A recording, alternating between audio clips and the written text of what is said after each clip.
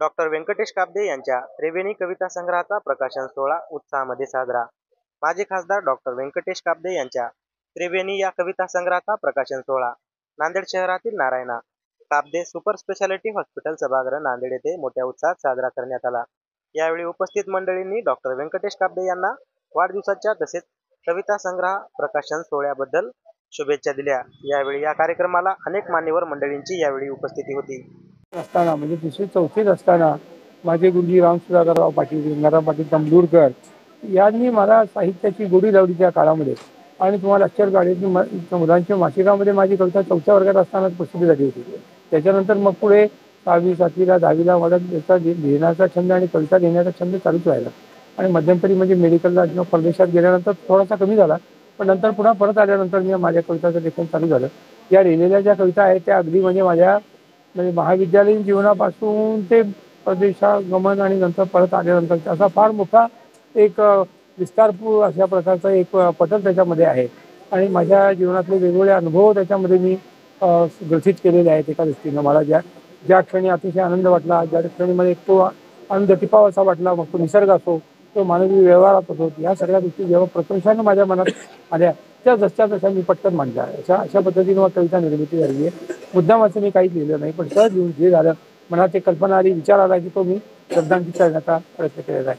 तसं मी काय अभिजात कवी नाही किंवा लेखक नाही, परंतु डॉक्टर असलो तरी सुद्धा अशा प्रकारचे अनेक प्रसंग डॉक्टराच्या जीवनात येतात की ते मनाला हेलावून सोडणारे असतात.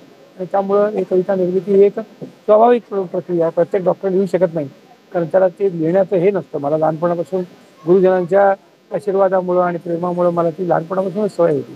त्यामुळे मी शब्दांकित करू शकतो भावना. आज आपला त्रिवेणी हा तिसरा काव्यसंग्रह प्रकाशित झालेला आहे.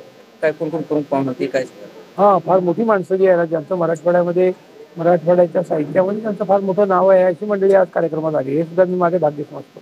पण ज्यांना मी अगदी लहानपणापासून ओळखतो असे लक्ष्मीकांत तांबोळी, म्हणजे ज्यांनी महाराष्ट्र गीत लिहिलेलं आहे आणि जे खरोखर अत्यंत नामवंत अशा प्रकारचे कवी होते, प्राचार्य आहेत, ते अध्यक्ष म्हणून लावले.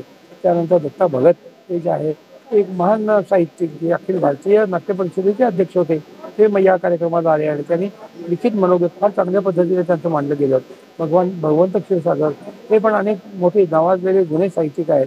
आणि परसबाळे हे तर विचारू नका. परसबाळे हे जे आहे एक अत्यंत म्हणजे एक अंतर्मुख करणारे अशा प्रकारचे विचार, कवितेचं एक चांगल्या पद्धतीनं विश्लेषण करून कविता कशी निर्माण होते आणि कवितेचं त्याचं काय महत्त्व आहे, भावना ही कशी व्यक्त होते, फार अप्रतिम पद्धतीनं ते आजच्या कार्यक्रमामध्ये मांडलं. आणि चित्र प्रत्येक पुस्तकातली कविता आहे त्यांना अतिशय सुंदर अशा प्रकारची चित्र परसबाळेंनी दिलेली आहे. त्यामुळं म्हणजे हे मार्केटच्या दृष्टीनं कविता संग्रह कसा होईल त्याचं मला माहिती नाही, पण मला स्वतःला या कविता संग्रहामध्ये माझ्या भावना व्यक्त करता आल्या आणि त्या अतिशय उत्तम पद्धतीनं व्यक्त झाल्या याचा मला फार आनंद.